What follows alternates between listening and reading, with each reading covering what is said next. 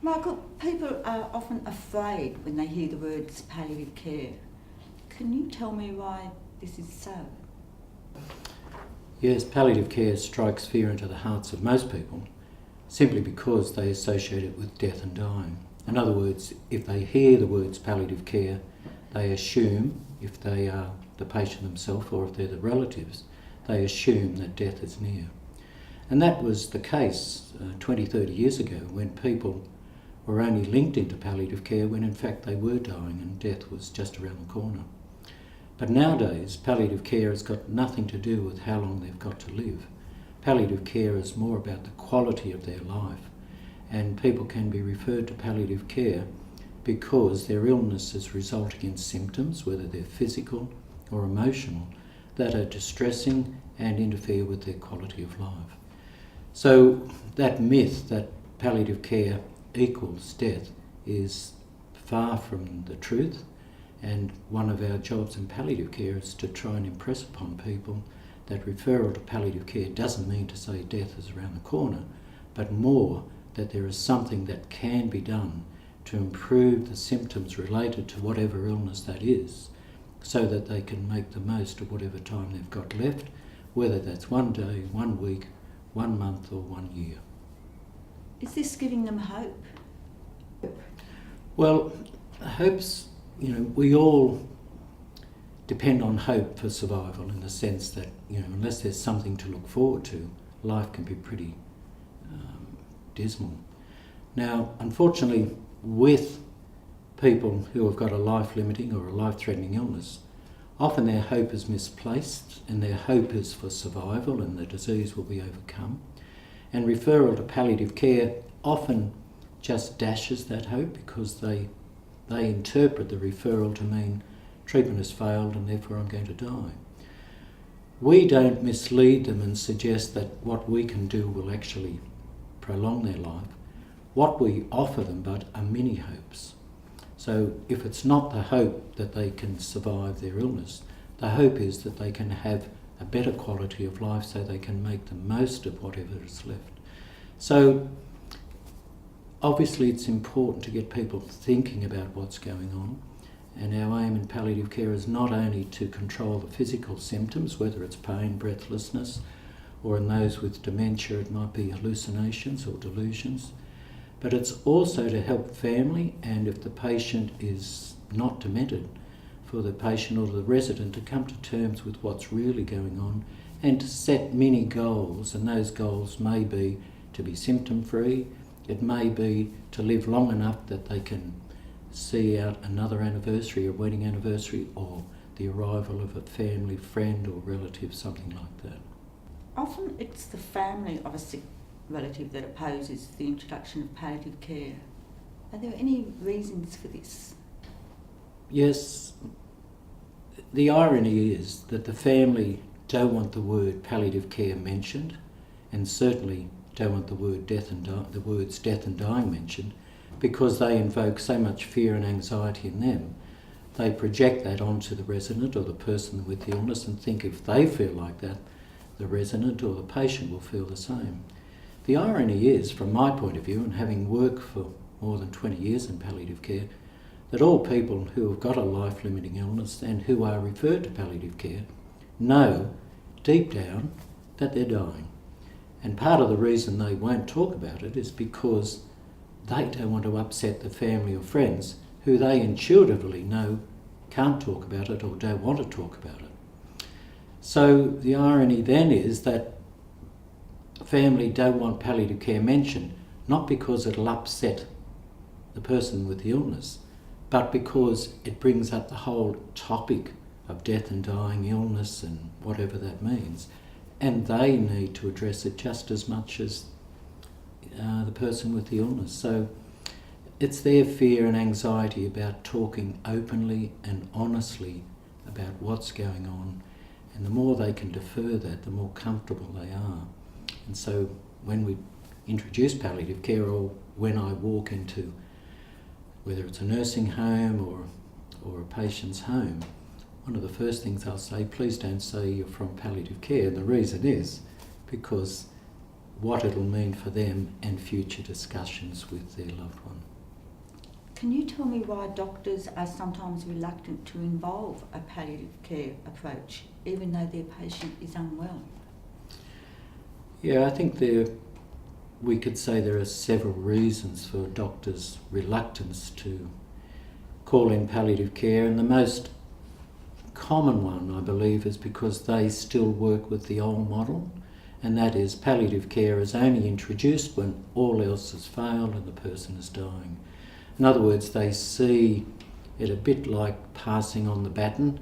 The person is no longer eligible or will no longer respond to the conventional treatments, whether it's for their cancer or their dementia or their illness, whatever it may be. And so we've now reached a point where they're dying, and that's where palliative care comes in. So when a nurse or a relative talks about palliative care, if the GP says no, it's often because he believes palliative care is only called in when the patient or the person is actually dying, visibly dying. And that's often 1 or 2 days before they actually pass away. And from our experience, that's all too late, because if we're on about quality of life, openness and honesty in our discussions, well, there's no way that can happen in the last 2 days. So that would be the main reason. They're still operating in that old, archaic system which believes palliative care is just what you do when someone is close to death. The other reason may be because they themselves, if we talk about palliative care, they have to have these open, honest discussions with the patient or resident if they are still cognitively competent, and with family. And they may feel a dis-ease about talking about the end of life issues. In fact, there has been a lot of work in America that has shown that the majority of doctors realise how important it is to talk about end-of-life issues, but they won't or don't because they don't have the skills, or they're afraid they'll make matters worse rather than better. And as a result, they'll try and avoid the situation, and that often means they just won't mention palliative care or they won't introduce palliative care. And the third reason is because they equate palliative care not with dying but with the use of morphine, and they themselves are afraid of the use of morphine or don't know how to use it appropriately in the circumstances, and so will avoid the palliative care discussion simply because they don't want to get caught up with something they're totally unfamiliar with. What are people most afraid of when they're dying, and how does palliative care deal with this? It might come as a surprise, but death doesn't seem to be the biggest fear that people have when they're dying. So we're obviously talking about people who are not cognitively impaired, in other words, those that don't have dementia. But my intuition says that even those with dementia are aware of the fact they're dying. But they're not afraid of death itself. What they're afraid of is what they may have to go through before they die. So the fear most people have when they're confronting death is that they will either die of intense pain, or that they may suffocate, choke, starve, or they may die alone, in other words, without family being present. And that's often a big fear and a concern. It's not perhaps the physical symptoms, but the sense of isolation and doing death on their own. So one of my tasks, and one of the tasks of palliative care, and this is done by doctors or nurses, is to try and get people to talk about their fears. And a question that I commonly will bring up, and obviously you only bring it up when the situation is ripe and you bring it up with people who can understand the significance of the question, is of what you're asking, that is. And that question is, tell me, what are you most afraid of? And my experience is it won't be what's going to happen to me when I die, what awaits me after death. And it may be because I'm not a minister or a chaplain or a pastoral care person. They may ask those people those existential type questions, but the questions they ask doctors and nurses is, will I die in pain? Is there anything you can do to make sure I don't die in pain? Will I suffocate? And if they've got an illness where they're short of breath, they'll be most afraid that they'll choke and be gasping for breath. So we spend a lot of time telling them about what we can do to prevent that, and we can virtually guarantee them these days that they won't die in pain, they won't die gasping for breath, they won't suffocate. And once they know that, there's a tremendous comfort and reassurance that goes with it. And that allows them to move on and deal with some of the, what I think, the bigger issues, and that is saying goodbye.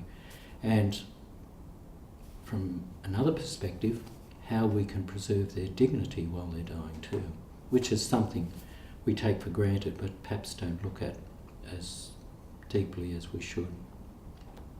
So you were mentioning before about morphine. You say that morphine is a good drug, but isn't it addictive? Well, there's two words that frighten most people, not only people who are dying or those with a life-threatening illness, but also family, and that is the D word, death. I suppose I should say three. The P word, palliative care, and the other one is the M word, morphine. Because when morphine is mentioned, like palliative care, there are a lot of myths and misconceptions that go with it.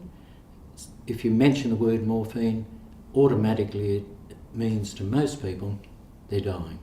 In other words, if I've got to the stage that I require morphine, I must be very close to death. Absolutely wrong, that assumption. Morphine, if used appropriately and in the right doses for the right reasons, is a wonderful drug in relieving pain. Now, we don't, when someone has pain, we don't automatically jump into morphine. The people concerned, those with pain, may in fact respond to more simple pain relievers such as Panadol. But in the majority of cases, if they've got a life-threatening or a life-limiting illness, they do require a stronger form of pain relief beyond Panadol or similar drugs. And morphine is obviously one that we'll talk about. And so a lot of our time is spent dispelling many of the myths. And one of the myths is that if I'm on morphine, it's close to death, I'm close to death. And so I've already said that's not true. And we now know people can be on morphine for years because of not only of life-threatening illnesses, but because of chronic pain. And the morphine remains effective during all that time. They don't become addictive, they don't become addicted, and the reason they don't become addicted is simply because of the way we use morphine. Morphine or similar drugs, if it's used by mouth or applied as a patch to the skin, is absorbed so slowly it can't be addictive. And so the history of palliative care is that no one becomes addicted to morphine unless they were already addicted to similar drugs, and then there can be a problem. So it's not just reserved for when someone is dying, it's not addictive, it doesn't shorten life, which is another thing most people are concerned about. If we suggest morphine's going to be introduced, they think, well, not only is death near, but this is also going to bring death closer. But again, if morphine is used appropriately, it doesn't shorten life. All it does is improve the quality of life of that person, simply because it may effectively minimise their pain and hopefully eliminate it altogether. I should say this, in this day and age, there are many more choices other than morphine, and particularly for residents in nursing homes and particularly for people with dementia, we probably wouldn't use morphine when simpler drugs such as Panadol have failed. We would probably resort to the patches which are applied to the skin, and they are not only effective in relieving pain, but a much simpler means of administering pain relieving medication, because they don't have to swallow it. The patch only has to be changed every 3 to 7 days, depending on the choice, and you can titrate the dose of the medication to their response. And I suppose the final benefit is it's not called morphine, they're called different names, and so when people hear about it, whether it's someone with their pain or their family, the fact it's not called morphine doesn't create any of the anxieties that I've talked about up to now. So it's much more easily accepted by the families and... Never any question about it, even though it's morphine in another name or another disguise. What do you do for people in pain who refuse morphine? Well, more often than not, it's the family, but it can be the person who's got the life-limiting illness. And then the question is not trying, or the aim of the exercise is not to try and convince them of the benefits of morphine and why they should go on it. The important message is to find out what their fear is. So in other words, to not challenge their reasons for not having it, but to ask them to talk about it. And quite often in the process of talking about it, we learn a lot about their fears and perhaps the agendas that underpin this wish not to go on morphine. Quite often we have to dispel some of the myths, but more importantly it's to allow them to talk, and if it is appropriate to dispel the myths.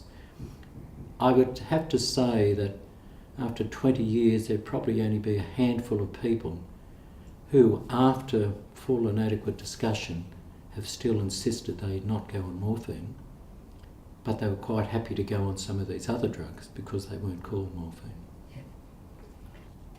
Does palliative care have a role in the care of those people with dementia?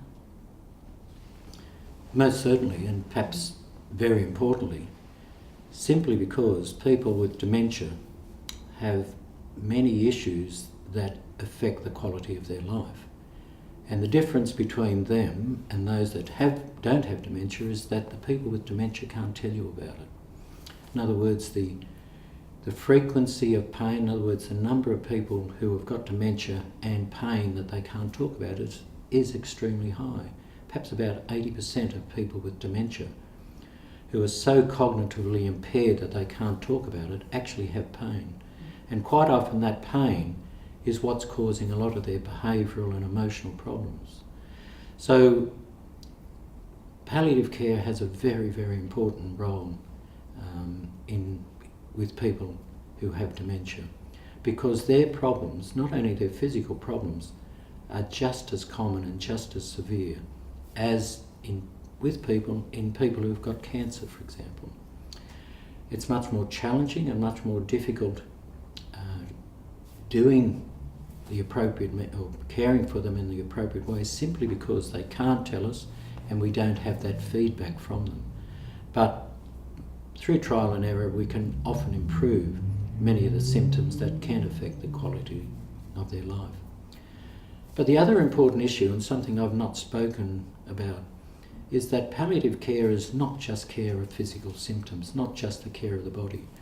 Palliative care is holistic, and what we aim for in palliative care is firstly to make that person's body a comfortable enough place to live in. In other words, improve the quality of their life because they now don't have pain or they're not gasping for breath.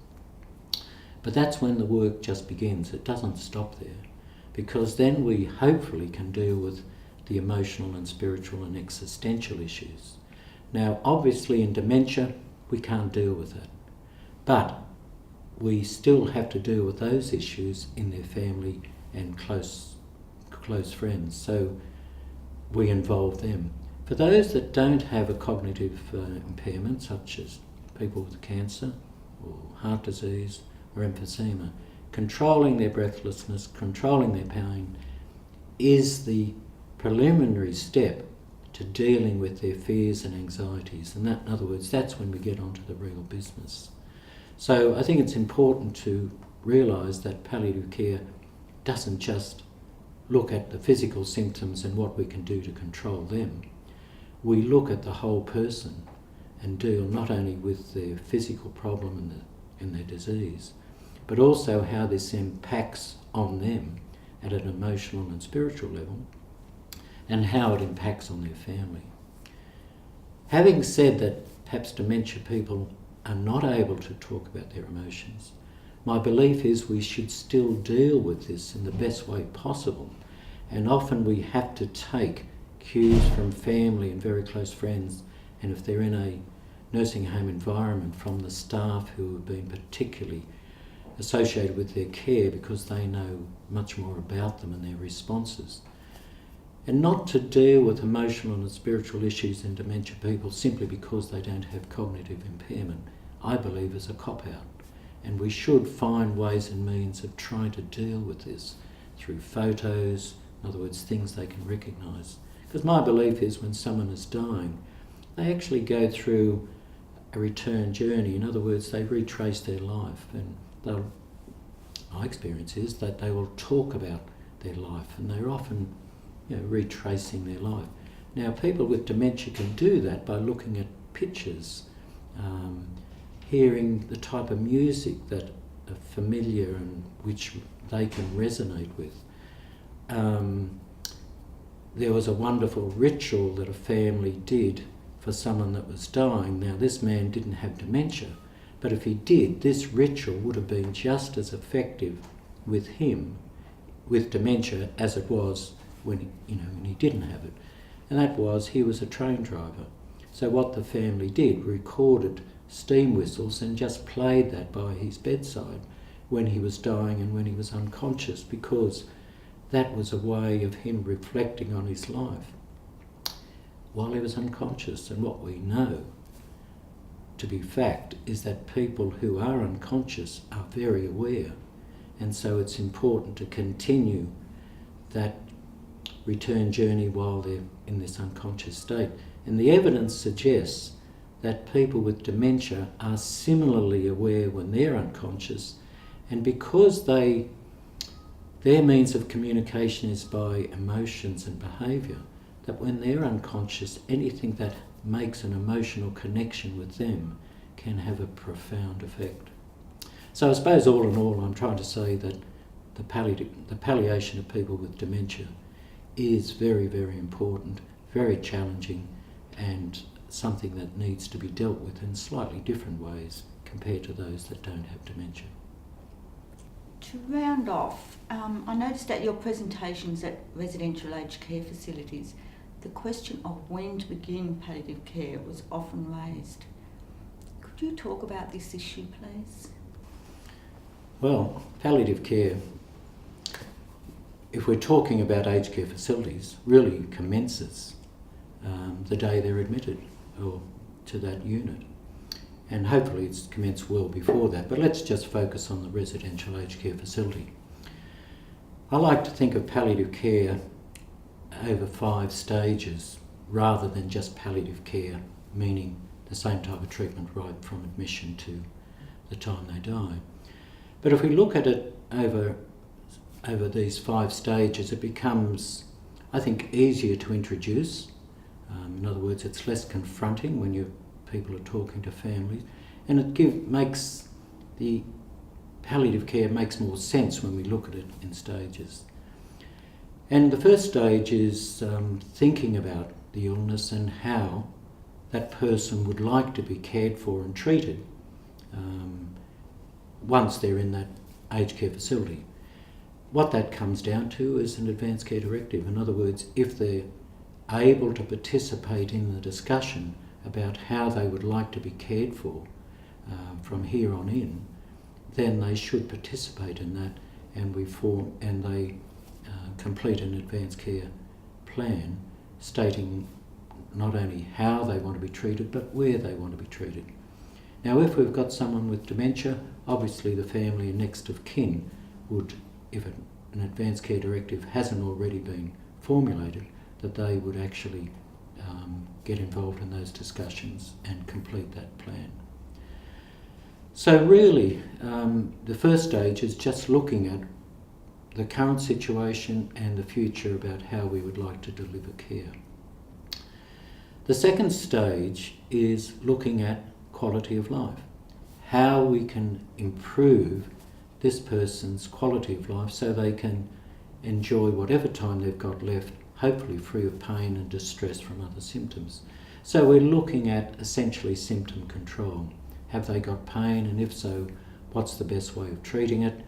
If we do need to initiate some medications, does the resident, does the family have some misconceptions about the drugs we may want to use? And if so, we need to talk about it and dispel those myths and if they are then happy with that discussion, we go ahead and introduce those treatments. But remembering palliative care is not just about care of the body, it's about care of the mind and the spirit. So we not only look after the physical symptoms, we give the family and the resident the opportunity to talk about some of their fears and anxieties. And I stress that because there is a belief in some parts of the world, and certainly in the healthcare profession, that palliative care is simply about making someone physically comfortable, and once we've done that, the job is done. From my point of view, the job just starts once we have them physically comfortable. Because death invokes a lot of fears, and if we don't deal with those, we're not really comforting the person during their final days, weeks, months, or whatever. So the second stage of the model is symptom control, but remembering that holistic dimension to it. As they start to deteriorate, those first two stages virtually take place the time they come in, and they still may be fairly functional, fairly active, and if they do have dementia, still able to get around and involve in some of the and become involved in some of the activities. But as they start to deteriorate, they become less agile, start to lose weight, don't eat as well, in fact often refuse food, then we need to start looking at what medications really do these people need. And do they still need to have their antihypertensive drugs? Do they still need their cholesterol lowering drugs? Do they still need their sugar lowering drugs? In other words, medications they may have been on years before and which at that time were useful, but now are not only useless, but become a burden because they are swallowing these pills which are not having any beneficial effect. I've often found it's harder for doctors to stop treatment than to initiate it. So sometimes we need to do a little bit of arm twisting to get that happening. But we're doing this really because those treatments don't benefit people at that stage of life and become a burden, particularly when swallowing is difficult. So I think that's a very important third stage, but one that's very hard to get people to initiate simply because it's almost a recognition that this person is getting much closer to dying. The fourth stage is the end-of-life care. In other words, these people are now almost bedbound. If they're not bedbound, they're chair-bound. They're not eating very much at all. They've lost a lot of weight. And this is when you've really got to think about the best way we can care for these people. From a physical dimension, in other words, symptom control, we must remember at this point they don't absorb medications terribly well. If they're on a patch for pain relief, because they're often wasted and bony, the patches don't adhere well, and so the absorption through transdermal patches is not as good as it should be. And you may find that as they're deteriorating, they become more restless, or behaviourally they may become more agitated. And that's not just because they're dying, it's because they've got pain, and that pain has surfaced because they're not absorbing the drug as well. So it's always important to bear in mind that when they're losing weight, particularly if their medication is transdermal, they're probably not absorbing it as well, and you need to review the most appropriate pain relieving management at that stage. And I won't go into details on that because it becomes a bit prescriptive, but generically we say when they've lost weight, they're probably not absorbing medication transdermally as well. But that also applies to oral medications. And so that's another reason to look at those unnecessary drugs, because not only are they now pointless, but they're probably not being absorbed, so why give them? But it also applies to some medications that are useful, in other words, for symptom control. And we should look at whether they are absorbed. Well, it's hard to look at whether they're absorbing them. What we can only assess their response by their behaviour, and if they seem to be settling, then we can infer that the medication is being absorbed. But if they're not settling and we think it's because of pain, that's when you start to look at whether medication needs to be given under the skin, subcutaneous injections, which are essentially painless, but we can be fairly sure those medications are being absorbed. So that's the end of life stage, stage 4, planning for comfort and making sure as best we can that they're getting the optimum symptom control. But the other dimension with that is looking at foods and fluids. They often don't want to eat. And that is not a problem for the resident who doesn't want to eat. It's not a problem for a dementia or Alzheimer patient who doesn't want to eat. It's a problem for the family because they equate not eating with starvation, and if you starve long enough, you die. And if that's the sequence, then you can reverse it in their mind by feeding them. In other words, if you feed them, they won't starve, they will put on weight, they won't die. And that's a myth, because these people are not eating and they're not eating, they're losing weight, but their weight loss is not because they're starving to death. Their weight loss is because their illness, whether it's cancer, heart disease, emphysema, dementia, is because the metabolism in their body has changed and they can't effectively use the medication. And it's like their body has recognised this. In other words, the body's natural intelligence is saying food no longer is working, food no longer is helping. They turn off and they don't eat, they lose weight, but it's not starvation. It's called cachexia, and cachexia is an illness in itself almost, and basically with cachexia the body can't utilise food. And so our job then is to tell families that what is happening, so they understand the person is not starving to death, they're dying, not from the lack of food, they're dying because of that illness which has led to this cachectic state. And there's no way you can reverse that with food or whatever, drips, feeding through a tube, feeding through what we call a peg tube. That doesn't work.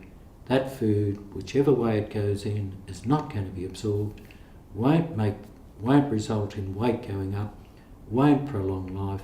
In fact, the evidence now suggests very strongly artificial feeding, particularly through peg tubes or force feeding, not that we would ever think of doing that, but if it was done, doesn't prolong life. More often it shortens life because it leads to regurgitation and people inhale that food. So it's getting families to understand that this is the natural process of dying and there's no way we can reverse that. Any attempt at reversing it is not only doomed to failure, but can lead to consequences which may in fact make whatever time is left more burdensome for the person that's dying, simply because it can cause nausea, result in vomiting, and worse still, a pneumonia because they're aspirating their food.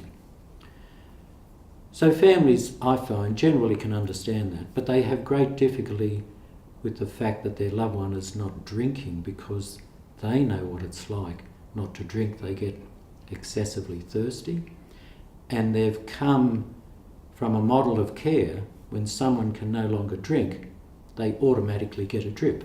In other words, they've been in hospital, generally, or if they haven't been in hospital, they know when someone goes to hospital and can't drink, a drip will go in.